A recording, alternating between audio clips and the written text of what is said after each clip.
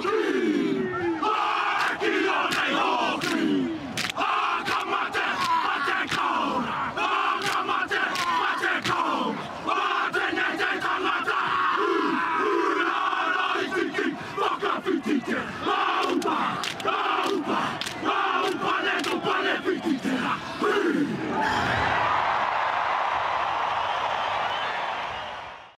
ora guys, good afternoon, my name's Max and I'm the host of The Black Jersey, this channel. Thank you very much to my patrons as always for the ongoing support, and thank you to everyone who's returning to the channel. Please like this video and subscribe to me if you're a fan of the content.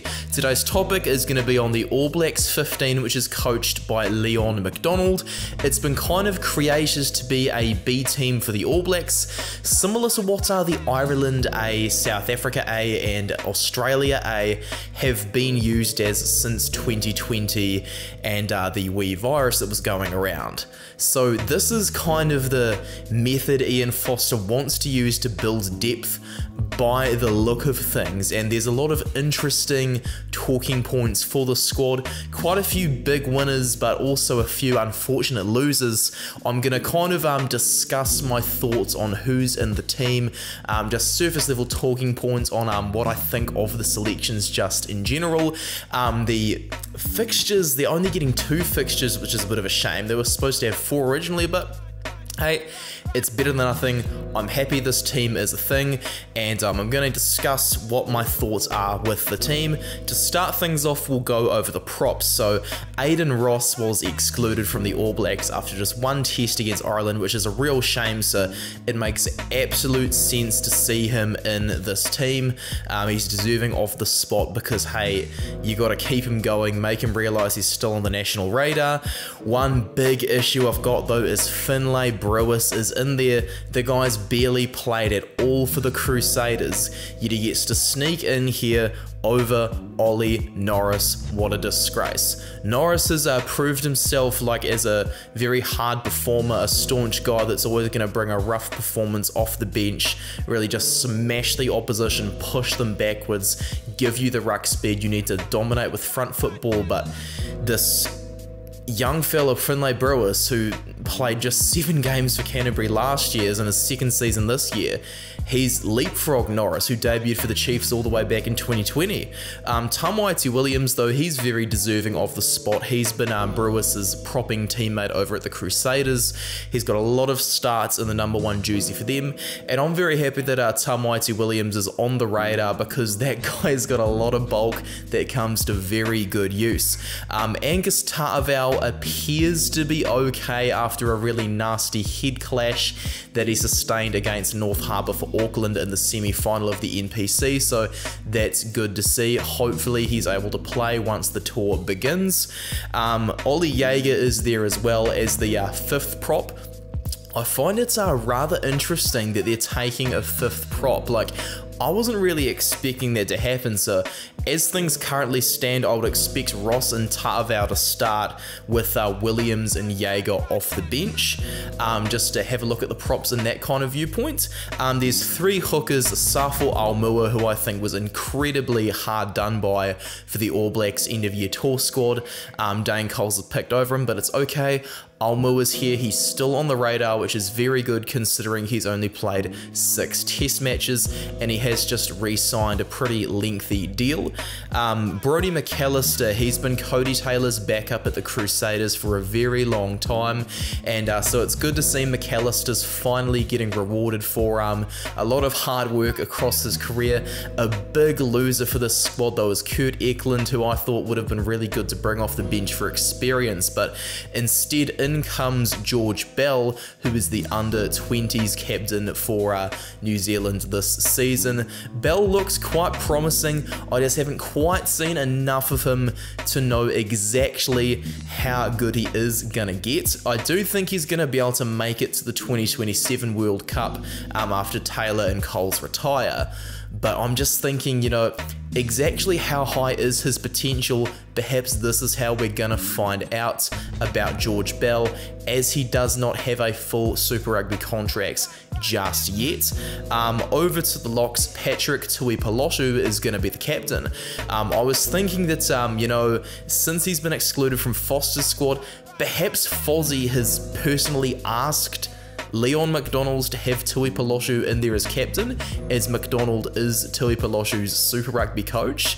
Perhaps Fozzie was just being nice, saying, oh, we're not sure how much game time he's going to get. Let's give Tupu Va'ai a bit more time and let's let you guys have a bit of experience. Perhaps that was Foster's thinking around this. Josh Dixon's another one in there at lock. No surprises to see him. He was called into the All Blacks as injury cover for Brodie Retallick during the Rugby Championship. He just didn't play, so I guess maybe this is their method of testing exactly how good Dixon is. I kind of feel like that All Black call-up was a replacement for what should have happened last year, though, if you put it that way. Like, he was far better in 2021 compared to this year.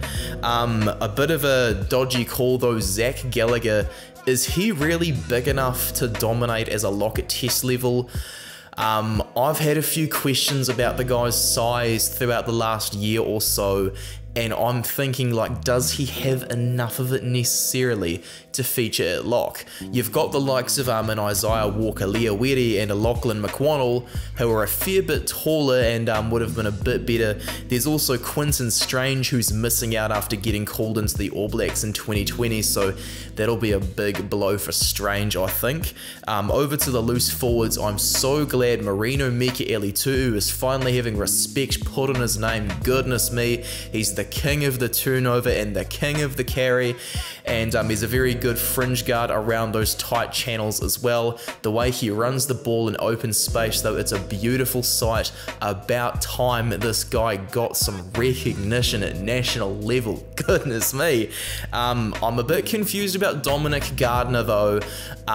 He doesn't seem to have found whether he's a lock or a blindside quite yet, and he's in a bit of a similar position to the injured Cullen Grace, in which he's not quite short enough to be one position, not quite tall enough to be another. He's in a bit of an awkward situation over there, but he is young. Perhaps he is going to be a long-term blindside flanker. I'm very happy to have Billy Harmon there at open side. I was initially suspecting he was going to captain this team, but with Tuipulotu out of the All Blacks, I think it was fair to say Tuipulotu would take that off Harmon for this team. I'm not happy to see Tom Christie miss out, though, because that guy's a tackling machine.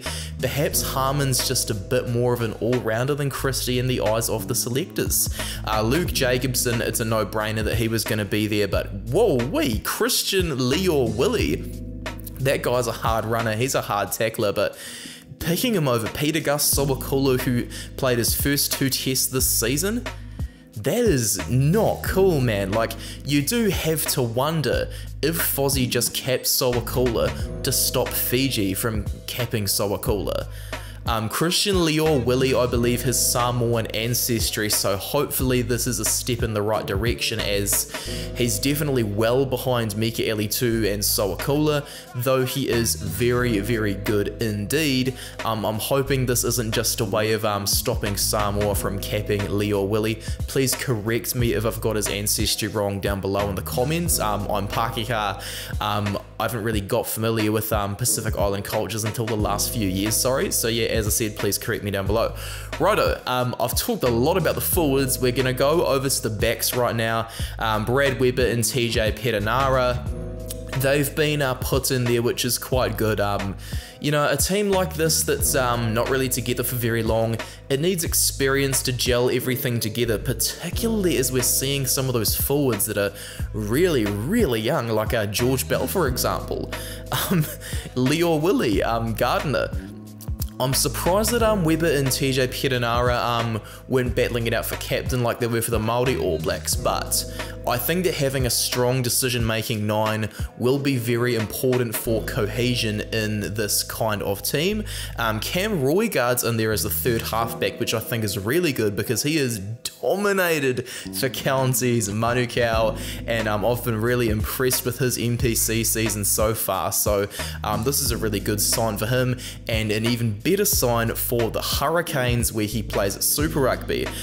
Damien McKenzie has been picked as a 10, it seems, by the list of the Oilers list rather, and Bryn Gatland has been chosen over Aidan Morgan and Lincoln McClutchy, who I think were really, really good prospects who could have been picked. It would have been awesome for their potential to see them in there, but you know, Gatland has had a lot of form on his side in this season, so this is a good thing. But also for Josh Ioane, perhaps that spells the end of Josh Ioane's international career after a bit of a mixed bag for Otago, moving across the jerseys yet again.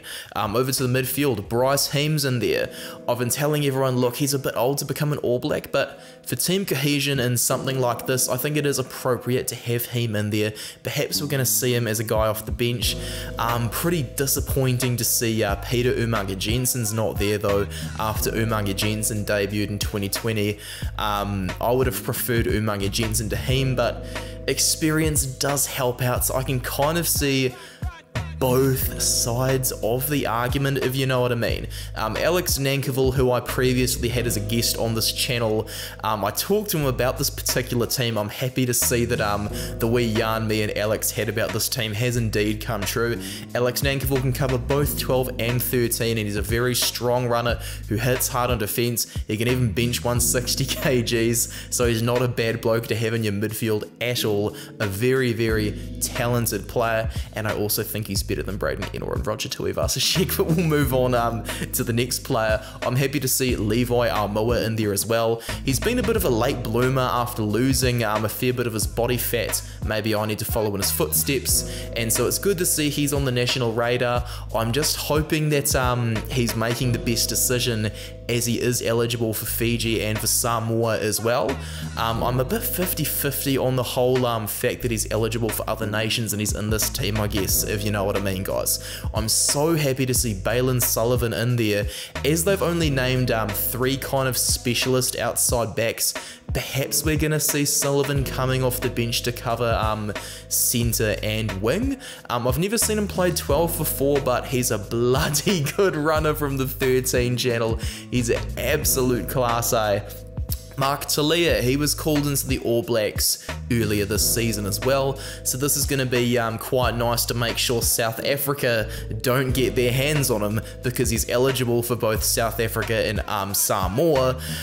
It's the whole thing to like let the Pacific Island nations get in because they don't really have the talent pool, but South Africa, please, somebody, just anything to make them stay away from selecting Mark Talia. So I'm more than happy to have him in this team, and I also do believe he was robbed of an All Black cap.